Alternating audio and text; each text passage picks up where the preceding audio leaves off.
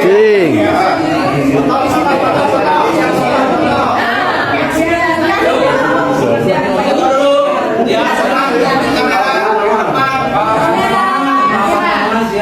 Kami masyarakat dan penduduk Jawa Barat menolak dan tidak sudi kehadiran Jokowi di tanah Jawa Barat. Allahu Akbar. Merdeka.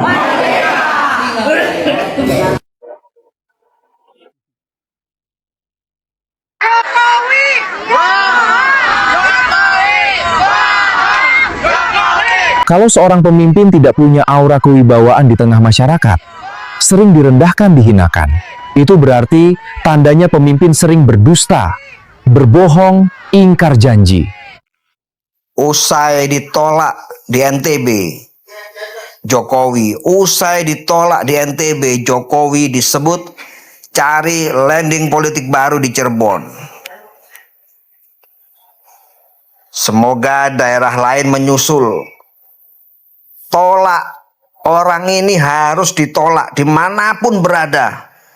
Jangan biarkan generasinya itu memporak-porandakan Indonesia. Karena apa? Nggak becus. Jangan dipilih lagi, sudah kapok. Masalah ijazah aja nggak beres-beres sampai sekarang. Meskipun ijazahmu asli, tunjukkan saja, selesai toh. Susah amat. Tolak pokoknya, yang berbau Jokowi tolak. Yang berbau-bau gak enak Jokowi tolak semua. Karena apa? Sudah banyak kerugian negara yang disebabkan olehnya. Beberapa menteri loh, gak 1, 2, 3 tidak, beberapa menteri lebih dari 3 menyebut namanya terkait dengan korupsi. Sampai-sampai penilaian di dunia OCCRP itu dia orang terkorup. Kenapa ya Indonesia ini kok lambat ya? Tuh coba tuh lihat Malaysia itu. Ex-Perdana Menteri divonis penjara 165 tahun, didenda 47 triliun. Sama aja dihukum mati itu, sengsara di penjara itu. Indonesia kapan? Indonesia kapan menangkap presiden? Karena apa? Negara kita nggak mau menangkap presiden. Coba kalau mau, kayak Malaysia itu. Bayangin aja, Perdana Menteri disikat habis karena terbukti ya. Kita KPK nggak mau, polisi nggak mau nangkep, kejaksaan juga nggak mau nangkep. Apa? Ya wis, kaya raya mereka. Memuakkan Indonesia ini. Lo harus tahu nih, katanya strategi politik Jokowi ditolak di NTB. Dulu mereka datang membawa janji perubahan, katanya demi rakyat, demi masa depan, demi regenerasi politik. Tapi lihat apa yang terjadi di NTB hari ini ketika isu konsolidasi politik mulai diarahkan ke NTB sebagai titik awal kekuatan baru kelompok politik tertentu. Justru yang muncul bukan antusiasme besar rakyat, melainkan penolakan dan kekecewaan. Kenapa? Karena masyarakat mulai sadar, politik bukan cuma soal baliho pencitraan atau anak muda pakai jaket partai sambil bicara masa depan. Rakyat NTB tahu mereka tidak mau daerahnya hanya dijadikan batu loncatan ambisi politik elit pusat. Mereka tidak mau dijadikan panggung eksperimen kekuasaan dinasti yang terus diperpanjang dengan wajah baru. Masalahnya jelas, kepercayaan publik mulai runtuh. Banyak rakyat melihat politik hari ini terlalu sibuk mengamankan pengaruh, bukan menyelesaikan penderitaan. Harga kebutuhan naik, lapangan kerja sulit, petani dan nelayan menjerit, tapi elit malah sibuk konsolidasi demi 2029. Karena politik makin jauh dari rakyat, partai dipoles seperti brand media sosial, tapi akar perjuangan dan keberpihakan makin kabur. Ketika daerah hanya dianggap titik strategis peta kekuasaan, maka yang lahir adalah penolakan. Rakyat harus lebih kritis, jangan mudah terpaku pencitraan. Ukur politik dari keberanian membela rakyat, bukan dari viralnya konten atau kedekatan keluarga kekuasaan. Daerah kaya NTB harus berdiri dengan harga diri politiknya sendiri, bukan sekedar jadi alat manuver elit Jakarta. Rakyat harus berani menyuarakan sikap. Kalau memang ada agenda politik yang dianggap tidak berpihak pada daerah, lawan dengan kritik, diskusi, dan partisipasi demokrasi. Karena kalau rakyat diam, politik akan terus dikuasai mereka yang hanya melihat daerah sebagai kendaraan menuju kekuasaan berikutnya. Sekarang untuk menyampaikan penolakan kedatangan Pak Jokowi di Provinsi Lampung. Kenapa? Karena pertama, ketika Pak Jokowi memimpin negeri ini, pernah terjadi pelanggaran HAM, yaitu peristiwa pembunuhan pengawal Habib Rizik di KM 50. Tidak ada empati sedikit pun dari Bapak Jokowi yang pada waktu itu beliau memimpin negeri ini. Kemudian peristiwa 21-22 Mei 2019 itu juga terjadi pelanggaran HAM di peristiwa Bawaslu, di mana ratusan orang pada waktu itu ditangkap, bahkan ada merenggut nyawa puluhan orang, termasuk juga Harun Ar-Rasyid yang berusia belum juga dipenjarakan.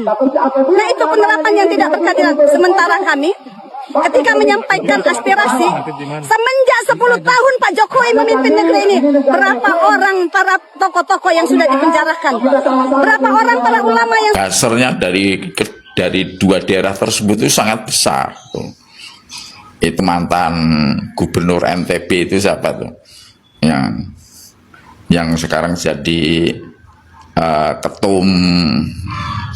ketum punya Haritanu itu loh. Nah, itu kan juga dari dua daerah itu NTB.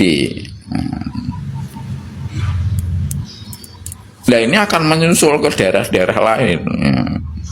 Daerah-daerah lain itu sudah sangat muak melihat perilaku tingkah pola munamuninya Jokowi. Itu benar. Saya mengajak dengan kerendahan hati, dengan penuh kerendahan hati untuk selalu mengingatkan agar kita tidak mudah tertipu oleh tipu daya, terutama di akhir zaman ini ya. Kita disunahkan untuk membaca doa di tasyahud akhir kita gitu ya. Allahumma inni a'udzubika min adzabi jahannam wa min adzabil qabri wa min fitnatil mahya wal mamati wa min fitnatil masiihid dajjal.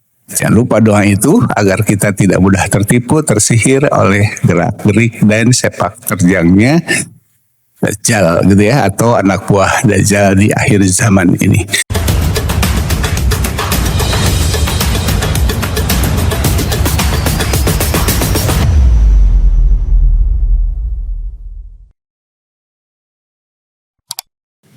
Bismillahirrahmanirrahim. Assalamualaikum warahmatullahi wabarakatuh. Apa kabar sahabat-sahabatku, sahabat channel dimanapun berada? Senang sekali saya bisa menjumpai kembali sahabat di sana.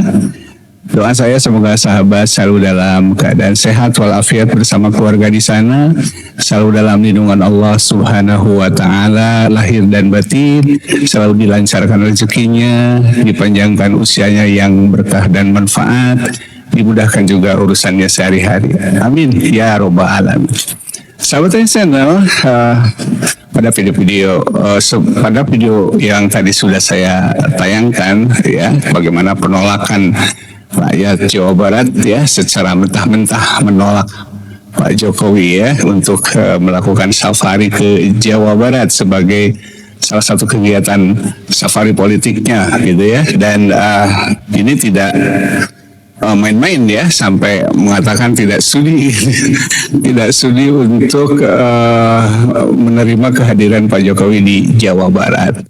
Nah, tentu saja kondisinya sudah sangat berbeda dengan sekarang ya. Rakyat Jawa Barat sudah semakin melek, semakin cerdas, apalagi dengan mengamati sepak terjang Pak Jokowi yang pada saat berkuasa gitu ya di 2 periode ini, justru malah utang kita sudah sangat menumpuk, sehingga ini menjadi beban negara yang ujungnya adalah beban rakyat itu sendiri ya. Bisa kita rasakan bagaimana kondisi kehidupan kita yang sekarang ya.